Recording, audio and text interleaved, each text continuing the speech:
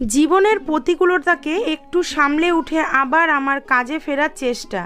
আজ আমি রিয়া তোমাদের কাছে দুটি আলু, এক বাটি সুজি এবং অল্প কিছু মশলা দিয়ে ঝাল মচমচে মুখরোচক স্ন্যাক্স নিয়ে চলে এসেছি। তার জন্য নেব দুটি আলু, সাদা তিল, কাঁচা লঙ্কা, সুজি, কারিপাতা, সাদা তেল, চিলি ফ্লেক্স ও লবণ। এবার গ্রেটারের সাহায্যে আলু গ্রেট করে নিয়ে খুব ভালো করে ধুয়ে নিতে হবে।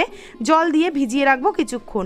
1 চামচ সাদা তেল গরম করে তার মধ্যে 4টি কাঁচা লঙ্কা কুচি দিয়ে একটু নাড়াচাড়া করে নিয়ে কোচানো কারি পাতা দিয়ে একটু ভেজে নিয়ে 3 চামচ সাদা তিল ও 1 চামচ চিলি ফ্লেক্স দিয়ে খুব ভালো করে ভেজে নেব। যখন সুন্দর গন্ধ বেরোবে তখন এই বাটির মাপে 2 বাটি জল দেব।